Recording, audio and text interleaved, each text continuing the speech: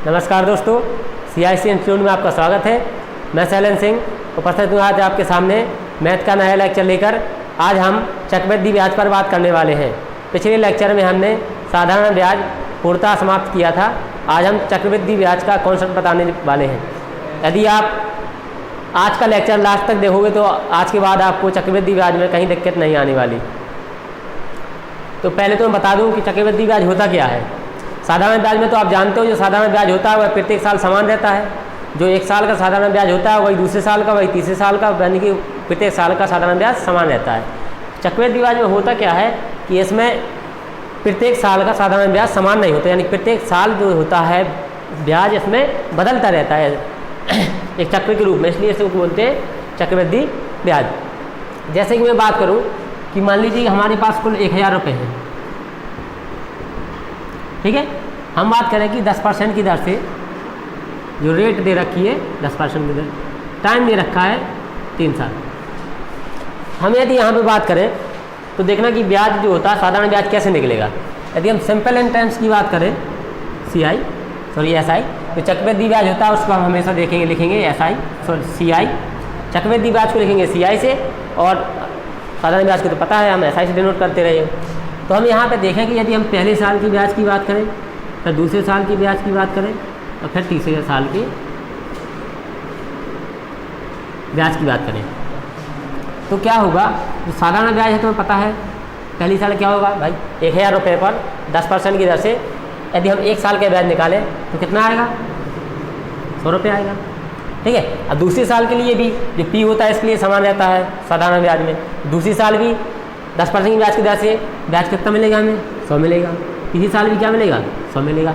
इसका मतलब ये है कि जो आपका SI होता है प्रत्येक साल कैसा होता है, बराबर रहता है।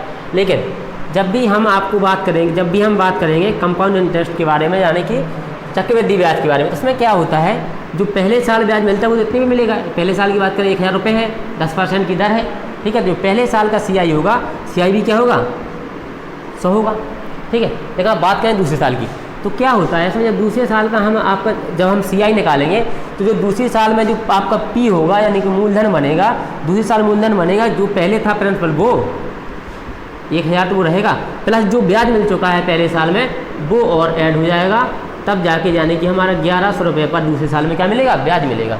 ये अंतर है सिंपल इंटरेस्ट और कंपाउंड इंटरेस्ट में, यानी कि उसमें ब्याज 1000 रुपये दूसरी साल में, 1000 रुपये तीसरी साल में मिल रहा था। जो मूलधन था उसी मूलधन पर पहले साल में, उसी पर दूसरे साल में, उसी पर तीसरे साल में ब्याज मिल रहा था। लेकिन जो चक्रवृद्धि ब्याज है उसमें जो पहले मूलधन था यानी 1000, उस पर सिर्फ एक साल ब्याज मिलेगा। फिर जब अगली साल की बात करेंगे जो ब्याज उसी में जुड़ जाएगा, यानी कि फिर P बन जाएगा क्या, जो पहले मूलधन था उसमें जो ब्याज मिल चुका है एक साल का वो जुड़ जाएगा, तो जो बाकी मूलधन नया बनेगा फिर इस पर ब्याज मिलेगा। यानी इसका मतलब है दूसरे साल की ब्याज करें हम बात करें तो दूसरे साल जो हमारा कंपाउंड इंटरेस्ट होगा वो मिलेगा 1100 रुपये। अब 1100 पर एक साल का ब्याज 10% की दर से कितना हो जाएगा, 110 हो जाएगा, ठीक है।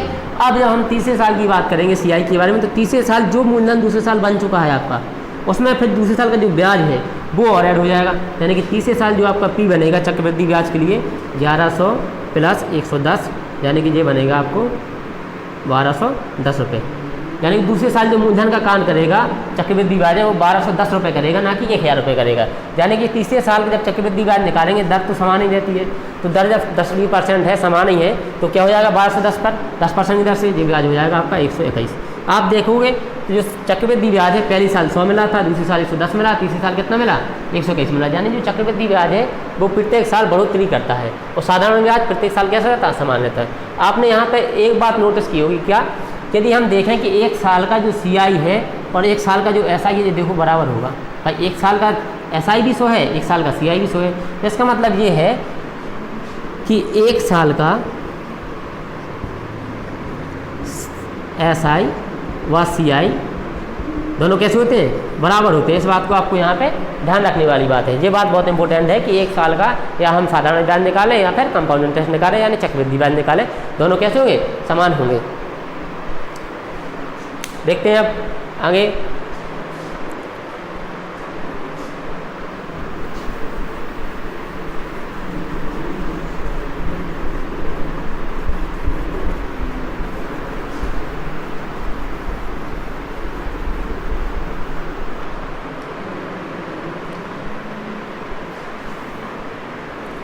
जैसे कि हम बात कर दें जो पहले इसमें था, यदि हम पूछ दें कि चक्रवृद्धि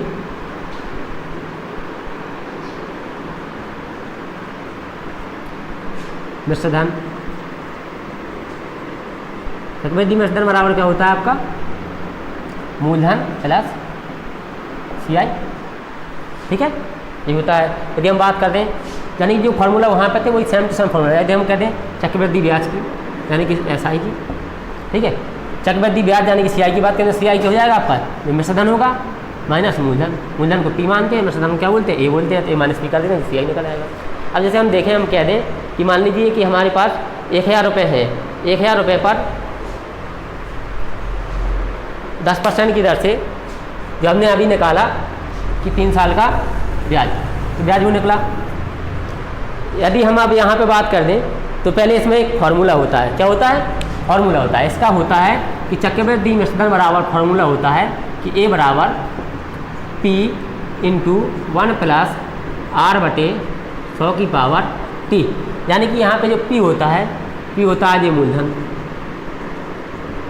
R क्या होती है दर, T क्या होता है समय, A क्या होता है मिश्र धन, ठीक है, तो समझ लीजिए। हालांकि हमें फार्मूला यूज करने की आवश्यकता नहीं पड़ेगी, क्योंकि जो हम पढ़ने वाले हैं आपको एक ऐसा कॉन्सेप्ट बताएंगे कि उससे प्रत्येक प्रकार के सवाल आपके सॉल्व होंगे, आपको कहीं भी फार्मूले की आवश्यकता नहीं पड़ेगी। आपको याद होगा जब हमने परसेंटेज की क्लास पढ़ाई थी तब एक आपको जनसंख्या वाला क्वेश्चन लगवाया था, जो उसमें कॉन्सेप्ट लगता है उसी कॉन्सेप्ट को हम यहाँ पे लगाने वाले हैं। यदि आपने परसेंटेज वाला लेक्चर नहीं देखा है तो आप CRC इंस्टीट्यूट में जाके चैनल पर देख सकते हो। जैसे कि हम कह दें कि मान लीजिए हमारे पास मान लीजिए 2000 रुपये हैं, ठीक है, मूलधन हमारे पास 2000 रुपये है, 2000 रुपये पर 10% की दर से 2 साल का हम चक्रवृद्धि ब्याज चक्रवृद्धि मिश्र धन निकालें यानी कि A निकालें, ठीक है। तो हमने अभी आपको बताया कि फार्मूला क्या होता है कि A बराबर P इंटू 1 प्लस R/100 की पावर n। यदि हम फॉर्मूले से देखें तो ये लगेगा हमारा कि A का मान निकालना है, P का मान दे रखा है 2000, यहाँ से हो जाएगा 1 प्लस R का मान दे रखा है 10/100 यानी कि पावर n का मान कितना दिया है 2, जो हो जाएगा। यानी यहाँ से हम बात करें तो ये आएगा हमारा 2000 इंटू, यहाँ से ये कट जाएगा भाई 10 यहाँ पर होगा 11 हो जाएगा, 11/10 हो जाएगा कि पावर 2। यानी इसका मतलब है कि 2000 पर का हम 11/10 बने 11/10 निकाल लें तो आपका क्या पता चल जाएगा चक्रवृद्धि मिश्र धन पता चल जाएगा, ठीक है। जो यहाँ पे है यही कॉन्सेप्ट को हम क्या बात करने वाले। जैसे हम यहाँ पे कह देते हमें रेट पता थी क्या थी 10%, तो हमें रेट को देखना है। यदि रेट हमें पता थी कि R बराबर हुए 10%, 10% मतलब होता है 1/10। इसका मतलब ये है कि यदि आपका मूलधन 10 है तो 10% की दर से 1 साल में कितना बढ़ेगा 1 बढ़ेगा, वो कितना हो जाएगा 10 से 11 हो जाएगा। तो यहाँ पे 11/10 बोले 11/10 करा दिए, किस में मूलधन में, मूलधन में क्या करा दिए 11/10 11/10। इसका मतलब ये है कि 10 × 10 के बराबर किसको रखा गया, इसको रखा गया। जब 1 की वैल्यू आई तो फिर इसको निकाला गया, जो ब्याज है इसका जो मिश्र धन है। यानी हम यहाँ पर बात करेंगे कि यदि 10 नीचे है जो होगा हमारा P होगा मूलधन, 1 ब्याज मिलेगा तो मूलधन कितना हो जाएगा 11 हो जाएगा। इसका मतलब ये है यदि मूलधन 10 होगा, ठीक है, यदि मूलधन 10 होगा तो 10 से कितना हो जाएगा 11 हो जाएगा। ये पहले साल में हो गया, दूसरी साल के लिए दर भी यही है, दूसरी साल 10 से क्या होगा 11 होगा। इसका मतलब ये है कि जो यहाँ पे बनेगा ये क्या बनेगा हमारा ये मूलधन बनेगा, यदि यहाँ पे क्या बनेगा ये मिश्र धन बनेगा। यानी कि इनके इनका क्या कराते हैं हम गुणा कराते हैं। इसका मतलब ये है कि यदि 100 हमारा मूलधन रहा हुआ तो 2 साल बाद 121 क्या हो जाएगा मिश्र धन हो जाएगा, ठीक है। यानी इसका मतलब है कि जब ये हमारा P है क्या 100 हमारा P है तो हमें पता है 100 हमारा यहाँ P निकला, यहाँ पे कितना था 2000 था, तो यहाँ पर 100 बराबर क्या हो जाएगा 2000 हो जाएगा। तो यहाँ से 1 की वैल्यू निकालने कितना हो जाएगा 20 हो जाएगा। फिर निकालना क्या है हमें एक की वैल्यू निकालनी है, यानी कि 121 की वैल्यू निकालनी है, क्या हो जाएगा 121 गुणे 20 यानी ये हो जाएगा 0 2 4 2 2420 रुपये हो जाएगा। यहाँ से भी वही आंसर आ रहा है और यहाँ से भी वही आंसर आ रहा है, लेकिन यहाँ पे क्या है थोड़ा ज़्यादा करना पड़ रहा है, कैलकुलेशन थोड़ी ज़्यादा से दिख रही है। यहाँ पे हम तुरंत यहाँ से तोड़ेंगे, यहाँ से ये करेंगे 10 से 11 10 से 11 ये हो जाएगा। और इसमें आप गुणा कराओगे पहले आना वही है, इसको काट दोगे ऐसे देखो 20 गुणा 11 गुणा 11 11 गुणा 121 यानी 121 गुणा 20। इसमें स्टेप ज़्यादा बढ़ रही है, थोड़ा मेरे हिसाब से जो सिंपल होता है तरीका शॉर्ट तरीका होता है, इसलिए हम इसी तरीके को आगे यूज़ करेंगे। चलते हैं आगे।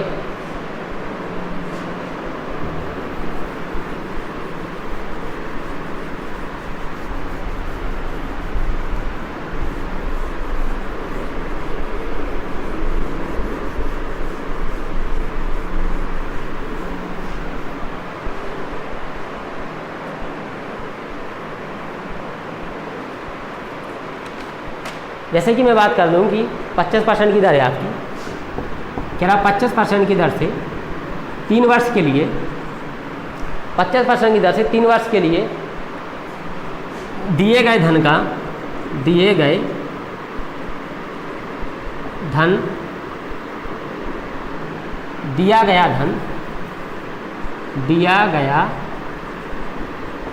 गया धन आपका 2500 रुपये हो जाता है, 2500 रुपये हो जाता है। दिया गया धन 2500 रुपये हो जाता है। तब आपको क्या करना है कि यहाँ पे आपको मूलधन निकालना है। क्या निकालना है? मूलधन निकालना है। तो मूलधन देखते हैं कैसे निकालेंगे हम। यदि हम फॉर्मूले की बात करें तो हमको पता होता है कि ये बड़ा होता है P into 1 plus R upon 100 की पावर है।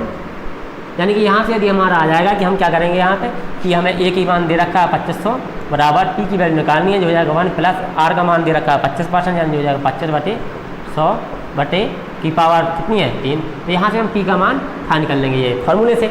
लेकिन यदि हम बात करें अपने कॉन्सेप्ट पे आके, तो कॉन्सेप्ट देखना किस प्रकार यहाँ काम करें, कितना सिंपल है। हमें रेट पता है कि कितनी है 10% है। जब रेट पता है हमें दे रखी है, सॉरी रेट पर कितनी 25%, रेट पता है हमें दे रखी 25%। 25% का मतलब होता है कि 1/4, ये 25/100, 25 से काट देंगे 25 चौका 1/4। इसका मतलब ये है यदि हमारा P 4 होगा तो 25% की दर से एक साल में 1 बढ़ेगा, यानी कितना हो जाएगा 11 हो जाएगा। यानी कि यदि हमारा धन 4 है तो 25% की दर से ये एक साल बाद 5 हो जाएगा। ठीक है, अब दर दूसरी साल के लिए वही 25% है, दूसरी साल भी धन 4 से क्या हो जाएगा 5 हो जाएगा। तीसरी साल भी धन क्या हो जाएगा 4 से 5 हो जाएगा। इसका मतलब है यदि हमारा धन 4 चौके 16 चौके 64 होता तो 3 साल बाद कितना हो जाता 25 5 125 हो जाता। अब यहाँ पे कह रहा है 125 हो जाता, लेकिन यहाँ पे कह रहा है दिया गया धन 225 हो जाता है। 225 क्या होता है हो जाता है। जब हो जाता है मतलब एक वैल्यू दे रखी है और यहाँ पे की वैल्यू कितनी है 125 आई। इसका मतलब है कि 125 है किस बराबर हो जाएगा 2500 बराबर हो जाएगा। यानी कि यहाँ से हम निकालें तो एक बराबर कितना हो जाएगा 125 दूना 250, यानी 20 के बराबर हो जाएगा। अब एक बराबर जब 20 के हो जाएगा तो हमें वैल्यू क्या की निकालनी है, ये तो हमारा P है, P ये है और ये क्या है J है, तो हमें एक P की वैल्यू निकालनी है।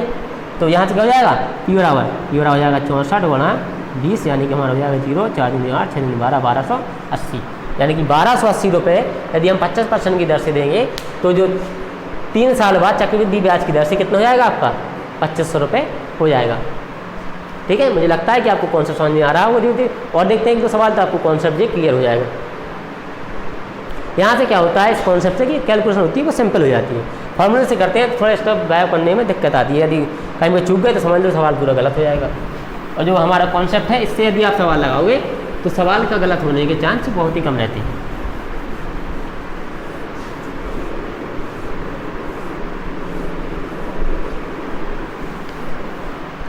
देखते हैं अगला क्वेश्चन।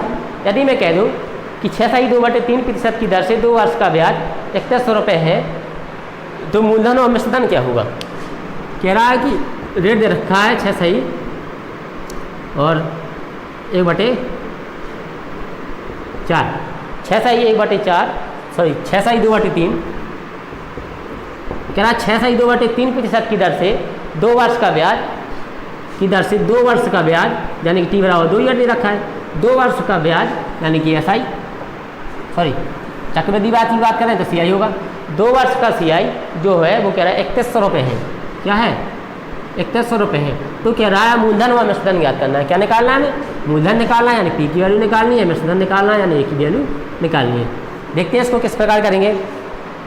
हम देखेंगे यहाँ पे कि कुछ नहीं करना है, सिर्फ रेट पर जाना है। क्या करना है सिर्फ रेट पर जाना है। यदि आप इससे फॉर्मूले से लगाओगे तो थोड़ा निकालना कठिन हो जाएगा। अब ये यहाँ पे हम क्या करेंगे सीधा रेट पर जाएंगे। रेट कितनी दे रखी है हमारी 6/2/3। 6/2/3 का मतलब होता है 36 18 2 20, 20/3 यानी कि 20/3 जो हो जाएगा 20/3। जब काटोगे बटे में 100 आता है तो 20 से काटो 20 500 यानी 1/15। जी हमारा फ्रैक्शन बनेगा 1/15। कैसे बनेगा चलो बता देते हैं। 36 18 2 20 ये बनेगा 20/3%। जब परसेंट हटेगा तो नीचे क्या आएगा 100 आएगा। ठीक है, ऐसे लिख लो गुणा 100 आएगा। जब 20 से काटोगे तो 5 बार काट जाएगा, 5 3 15 यानी फ्रैक्शन कितनी बनेगी 1/15 बनेगी। इसका मतलब ये है कि यदि हमारा मूलधन 15 था, कितना था 15 था, तो क्या होगा कि एक साल बाद कितना हो जाएगा 6 सही 2/3% बढ़ के 1 बढ़ेगा यानी कि कितना हो जाएगा 16 हो जाएगा। यानी कि 15 से क्या हुआ 16 हो जाएगा पहली साल। दूसरी साल में क्या होगा 15 से 16 हो जाएगा। ये क्या है हमारा, ये हमारा P है। ये क्या है हमारा इनका गुणनफल, ये हमारा A आएगा यानी कि 15 15 225। ये क्या आएगा हमारा 225 आएगा, जो ये हो जाएगा आपका P यानी कि आपका मूलधन के बराबर, और जो हो जाएगा 256। 256 क्या आएगा आपका 256 आएगा मिश्रधन के बराबर। अब यहाँ पे हम बात करेंगे कि हमें दिया दे क्या रखा है। मेन चीज़ होता है कि सवाल में हम कोशिश करते हैं कि जो दे रखा है उसको समझने की दिया क्या है। जो दिया होता है उसको उसी की यूनिट के बराबर कर देते हैं। जैसे जो हमारी यूनिट यहाँ पे निकलेगा, जो दिया है उसके बराबर कर देते हैं, सीधा मान निकल आता है। जैसे यहाँ पे कह रहा है CI दे रहा है, CI दे रहा है क्या 3100 रुपये। अब 3100 रुपये तो CI यहाँ पे कैसे निकालें भैया, जे A है और जे P है, तो CI कैसे निकालेंगे, A में से P घटा देंगे यानी कि 256 में से 25 घटा देंगे, तो कितना आएगा 1 और कितना आएगा 3। जे आपका बनेगा 31। यहाँ पे आपका CI बना क्या 31। अब यहाँ पे CI 31 लेकिन यहाँ पे CI कितना कह रहा है 3100 कह रहा है, तो क्या हो जाएगा सीधा हो जाएगा 31 बराबर 3100 हो जाएगा। तो 1 बराबर 100 हो जाएगा। अब 1 बराबर जब 100 आ गया तो हमें पूछा क्या, हमसे पूछा है मूलधन और मिश्रधन दोनों चीज़ें पूछी है। तो मूलधन कितना है 225 है, तो P का मान कितना हो जाएगा 225 गुणा 100 यानी कि हो जाएगा 225 22,500। 22,500 क्या होगा हमारा मूलधन। जब 22,500 मूलधन होगा तब वो है जाके 6 2/3% की दर से 2 साल में कितना हो जाएगा मिश्रधन। मिश्रधन हो जाएगा 256 गुणा 100 यानी कि हो जाएगा 256 00 जो हो जाएगा 25,600 रुपये हो जाएगा। ठीक है, सिंपल सा है, बस यही कॉन्सेप्ट लगाना है। कुछ ही पूछेगा आपको बिल्कुल आसानी से आएगा। हमें लगता है कि आप कॉन्सेप्ट थोड़ा और ज़्यादा समझ में आ गया होगा आपको। देखते हैं और अगला सवाल, अगले सवाल बिल्कुल आपको क्लियर हो जाएगा।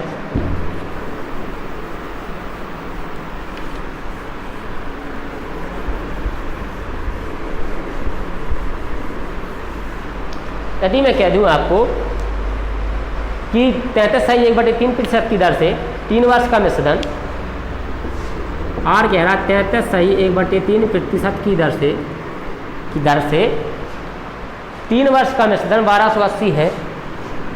3 वर्ष का मिश्रधन 1280 रुपये है। 1280 रुपये है तो ब्याज क्या होगा। तो पूछ रहा है कि ब्याज क्या होगा, तो ब्याज की बात कर रहे हैं। करिए जब तक हम देखते हैं इसको कैसे आएगा, फिर मिलाना, आप चेक करना अपना आंसर क्या आ रहा है सही कि नहीं आ रहा है। देखिएगा कैसे करना हमें। भाई हमने कहा है कि हमें कुछ नहीं ध्यान देना, हमें सिर्फ देना है कि हमारा रेट क्या दे रखा है। रेट दे रखा है 63/3। जब मैंने परसेंटेज पढ़ाया तो बखूबी मैंने सबके मान बताए थे। जब आप प्रैक्टिस करोगे तो आपको भी याद हो जाएंगे। 63/3 मतलब 33,99 100/3 100/3 में कटा जाएगा 1/3 यानी कि रेट यदि हम देखें तो 63/3 की जो फ्रैक्शन वैल्यू बनेगी वो बनेगी क्या 1/3। ठीक है, इसका मतलब ये है कि यदि हमारा मूलधन 3 था तो 63/3% की दर से 1 बढ़ेगा तो कितना हो जाएगा 4 हो जाएगा। ठीक है, यानी कि पहली साल मूलधन 3 से क्या हो जाएगा 4 हो जाएगा। 3 वर्ष की बात कर रहा है तो 3 से, फिर दूसरे साल भी 4 हो जाएगा, फिर तीसरी साल भी क्या हो जाएगा 3 से 4 हो जाएगा। ठीक है, तब जाके क्या हो जाएगा जी हमारा, ये बनेगा हमारा जो हमारा P बनेगा यहाँ से 3 तक 9 27 यानी 27 बनेगा। यदि P 27 होगा तो 3 साल बाद 4 चौके 16 चौके 64 कितना हो जाएगा 64 हो जाएगा। हो जाएगा नहीं हो जाएगा। बात वही जैसे फार्मूला यूज करते हैं ना, बाद में आना वही है हालांकि, लेकिन इससे करते हैं थोड़ा सिंपल हो जाता है। फार्मूला थोड़ा कैलकुलेशन बढ़ जाती है और स्टेप बढ़ जाते हैं और थोड़ा गलती के ज़्यादा चांस हो जाते हैं। यहाँ पे कैलकुलेशन कम हो जाती है। ठीक है, तो क्या करेंगे हम, हमको पता है दे रखा क्या रखा है, मिश्रधन दे रखा है कितना 1280 दे रखा है। यहाँ पे मिश्रधन कितना है भाई, मिश्रधन यही तो है, धन ये है 3 साल बाद इतना होगा तो ये मिश्रधन तो कहलाएगा। यहाँ पे दे रखा है 64। ठीक है, 64 बराबर कितना हो जाएगा सीधा 1280। तो यहाँ पे मिश्रधन कह रहा है कि 1280 है, कितना है 1280 है, और यहाँ पे कितना है मिश्रधन 64 है। तो यहाँ से 1 की वैल्यू फिर निकालेंगे तो सीधा 2 बार ये कट जाएगा तो ये 20 हो जाएगा। तो ये 1 बराबर 20 आएगा। तो पूछा क्या है, पूछा हमसे है मूलधन पूछा था, मूलधन कितना है 27 है, 27 है मूलधन, तो मूलधन कितना हो जाएगा 27 को निकालेंगे, 27 गुना 20 कर देंगे, हो जाएगा 0, 27 दूनी 54, यानी कितना हो जाएगा 540, यानी कि 540 रुपये यदि ब्याज पे दिए होते तो सही 1/3% की दर से, तो 3 वर्ष बाद में कितना हो जाता 1280 रुपये हो जाता। हमें लगता होगा कि आपको कॉन्सेप्ट अब तो क्लियर हो गया होगा, नहीं होगा तो और देखते हैं तो सवाल।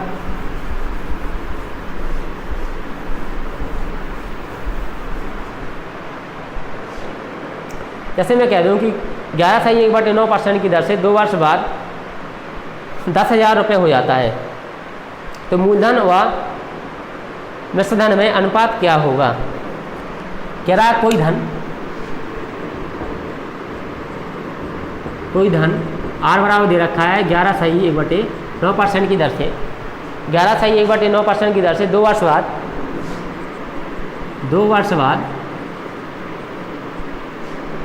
10,000 रुपये हो जाता है, 2 वर्ष बाद 10,000 रुपये हो जाता है, तो मूलधन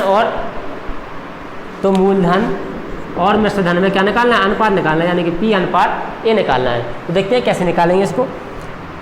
अब हमने जब बताया कि जब रेट दे रखी है तो हमें कुछ नहीं देखना, सिर्फ रेट को देखना है। तो तुम्हें पता है कि रेट जब 11/9% दे रखी है, यानी कि यदि इसको फ्रैक्शन में देखें तो ये हमारी वैल्यू बनेगी 99, 100, 100/100 कट जाएगा, यानी कि 1/9, यहाँ बना 1/9। इसका मतलब ये है कि यदि धन हमारा 9 होगा तो 9 से 1 साल बाद कितना हो जाएगा 10 हो जाएगा, नहीं हो जाएगा, दूसरी साल भी कितना हो जाएगा 9 से 10 हो जाएगा, ठीक है। यानी कि इसका मतलब ये है कि यदि यहाँ पे क्या जाता है P आता है, मूलधन यहाँ पे आता है, यदि हमारा मूलधन 81 होता तो 2 साल बाद कितना हो जाता 100 हो जाता, नहीं जाता 81 से 100 हो जाता। अब क्या अनुपात निकालना है, भाई अनुपात निकालना तो काय के लिए इसके बराबर करें, कुछ पता ही नहीं है कि भाई दे रखा है मिश्र धन इसके बराबर, फिर मूलधन निकाले फिर अनुपात निकाले तो वही आएगा, सीधा सीधा यहीं से अनुपात निकाल दो, जितना अनुपात वैसे में आएगा उतनी अनुपात यहाँ से आएगा, तो अनुपात हो जाएगा हमारा 81/100। ये क्या हो जाएगा हमारा अनुपात हो जाएगा आपका मूलधन और मिश्र धन में। वो तो आपको घुमाने के लिए दे रखा है कि आप सवाल बड़ा करो, कि पहले P की वैल्यू निकालो, फिर उसके बाद आप अनुपात निकालो, फिर काटा पीटी करो।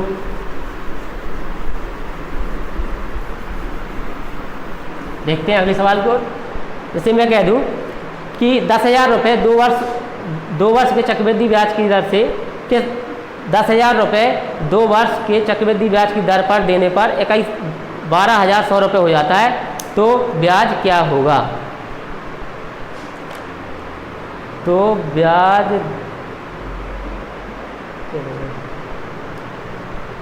दर क्या होगी, ते देखना से सर्टिफिकेट भूल जाते यार।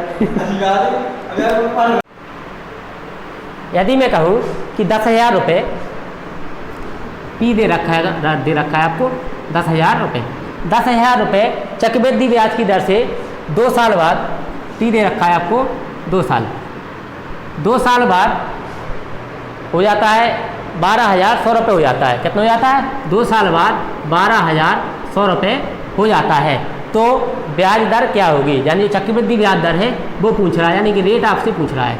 देखते हैं इसको किस प्रकार करना है। रेट निकालने इसमें तो क्या करेंगे हम, अभी तक हम करते क्या आए हैं कि यदि 2 साल की बात कर रहा है तो जैसे हमने कहा था कि दर यदि 10% है तो 1/10, यानी 2 साल की बात कर रहा है तो 10 से 11, ठीक है, यानी 10 का 2 बार गुणा होगा और 11 का भी 2 बार गुणा होगा, ठीक है, हो जाता था। तो यदि हम यहाँ पे देखें तो P और अनुपात A देखें, यहाँ पे तो क्या है, P दे रखा है आपको 10,000 रुपये, ठीक है, और A दे रखा है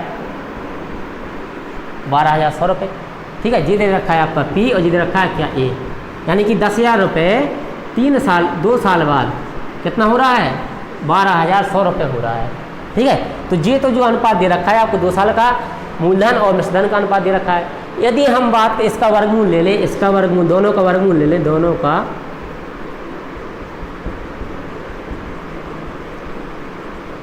वर्गमूल लेने पर, यदि हम दोनों का वर्गमूल ले लें तो 1 साल का मूलधन और मिश्र धन में क्या करेगा अनुपात आपका निकल आएगा, यानी कि 1 साल का मूलधन और मिश्र धन आपका निकल आएगा। किस प्रकार से निकलेगा, ये आपका देखिए 2 बिंदु कट रहा है, जी कट रहा है, तो वर्गमूल लेंगे तो 100 का वर्गमूल कितना आएगा 10 आएगा, आएगा नहीं आएगा, 100 का वर्गमूल 10 आएगा, और यहाँ 121 का वर्गमूल कितना है 11 आएगा।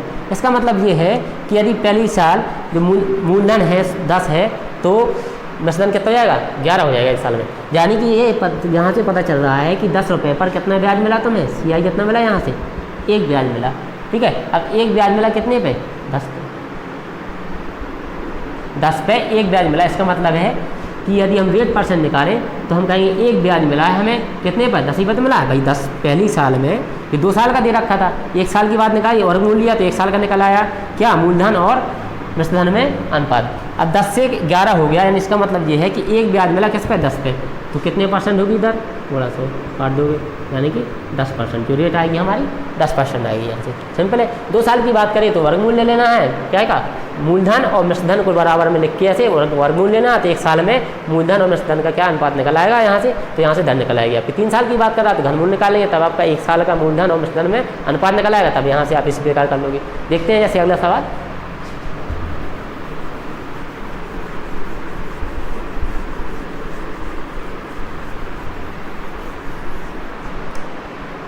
ऐसा लोग कह रहा है कि 81 रुपये की राशि 2 वर्ष बाद 10,000 हो जाती है तो दर क्या है। कह रहा है 81,000 की राशि, सॉरी 8100 की राशि T बराबर 2 वर्ष बाद 10,000 रुपये हो जाती है। 10,000 रुपये हो जाती है तो दर क्या है, दर मतलब रेट पूछ रहा है यहाँ पे भी कि रेट क्या है। ठीक है, कैसे करना हमने आपको बताया था कि भैया 8100 की राशि है, 2 वर्ष बाद कितनी हो रही है ये 10,000 हो रही है। ठीक है, तो हम यदि हम क्या करें इनका वर्गमूल ले लें, जब वर्गमूल ले लेंगे तो 1 साल के मूलधन और मिश्रधन में क्या करेगा अनुपात निकल आएगा। ठीक है, यहाँ से हम देखें तो 2 जीरो से ये 2 जीरो पड़ जाएंगे। अब इनका जब वर्गमूल लेंगे तो ये आएगा 9 का वर्गमूल है 81 और 110 का वर्गमूल है कि नहीं है। इसका मतलब ये है कि यदि हमारा मूलधन 9 होगा तो 1 साल बाद कितना हो जाएगा 10 हो जाएगा। ठीक है, यानी कि इसका मतलब ये है कि हमें 1 ब्याज मिला है कितने पर 9 पर, तो रेट क्या हो जाएगी गुणा 100, यानी कि आपको हो जाएगा 11/9% की क्या हो जाएगी आपकी रेट हो जाएगी। ठीक है, यानी कि यदि हम 8100 रुपये को 11/9% की दर पर दें तो 2 वर्ष बाद चक्रवृद्धि ब्याज की दर से वो राशि कितनी हो जाएगी 10,000 रुपये हो जाएगी। ठीक है, देखते हैं अगला सवाल।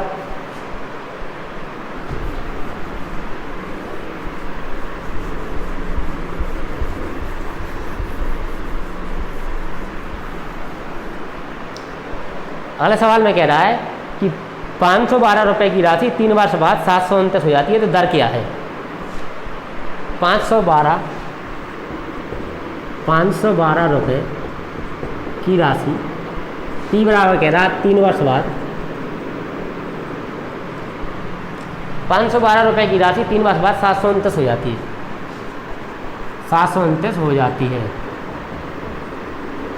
तो कह रहा है कि रेट क्या होगी आपकी, रेट पूछ रहा है। तो मैंने आज अभी आपको बताया है कि यदि 2 वर्ष की बात कर रहा होता है तो मूलधन और मिश्रधन में दोनों का क्या कर लेते हैं वर्गमूल ले लेते हैं। यदि 3 वर्ष की बात कर रहा है तो मूलधन और मिश्रधन दोनों का क्या कर लेते हैं घनमूल ले लेते हैं, तो 1 साल का मूलधन और मिश्रधन में अनुपात निकल आता है, तो वहीं से हमारी रेट निकल आती है। देखते हैं इसको करते हैं। हमें पता है कि 512 2 साल ये राशि हमारी है मूलधन, 3 साल बाद कितना कह रहा है यहाँ पे 3 साल बाद कितनी जाएगी 729 हो जाएगी, तो ये क्या रखा मूलधन और 3 साल बाद मिश्रधन का अनुपात दे रखा है। ठीक है, यदि हम इसका घनमूल ले लें, ये है हमारा दे रखा है 8 का घनमूल है, ये घनमूल दे रखा है हमारा 9 का दे रहा है। इसका मतलब ये है कि हमें 1 ब्याज मिला है। ठीक है, अनुपात निकालते हैं तो अनुपात निकल आता है, यानी 8 से कुछ 9 हो रही है तो यानी 1 का ब्याज मिला है कितने पर 8 पे, तो रेट क्या हो जाएगी आपकी गुणा 100। ठीक है, यहाँ से काट दोगे, 4 से काटोगे 4 दूना 8, 25 बार कटेगा 25/2, यानी कि ये आपका रेट परसेंट आ जाएगा 12/1/2% की दर, ये हो जाएगा आपका रेट। ठीक है, मुझे लगता है कि आज जो आज सवाल कराए हैं आपको समझ में आए हैं। अब हम अगला क्वेश्चन दे रहे हैं आपको, तो आप प्रैक्टिस करना, उसको लगाना, जो उत्तर आए उसको कमेंट बॉक्स में देना, और कल हम आएंगे आपके साथ लेकर बिल्कुल हाई क्वालिटी के सवाल लेकर। कल ऐसे सवाल कोई लगवा जाएगा जो आपको आता हो, कल एकदम हाई क्वालिटी के सवाल लगवा जाएंगे। जैसे हम कह दें कि कोई धन 2 वर्षों का चक्रवृद्धि ब्याज और साधारण ब्याज में अंतर 70 रुपये है।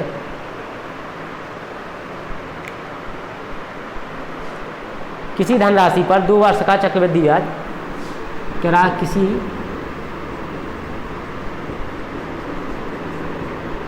धनराशि पर 2 वर्ष का CI यानी चक्रवृद्धि ब्याज और SI यानी कि साधारण ब्याज में अंतर 70 रुपये है। 70 रुपये है। यदि ब्याज दर 10% हो तो धनराशि क्या होगी? यदि ब्याज दर 10% हो तो धनराशि क्या होगी? ठीक है, तो ये सवाल आपको लगाना है। जो उत्तर आए कमेंट बॉक्स में हमको देना है, बताना है, और हम इस सवाल को कल अगले लेक्चर में इस सवाल को भी सॉल्व करेंगे और आने वाले जो महत्वपूर्ण सवाल हैं उन सभी सवालों का संग्रह लेकर आएंगे। तो आप जुड़े रहिए कंप्यूटर इंस्टीट्यूट के साथ, और तब तक के लिए नमस्कार। और यदि लेक्चर आपको पसंद आया तो हमारे चैनल को लाइक कीजिए, सब्सक्राइब कीजिए और शेयर कीजिए। धन्यवाद।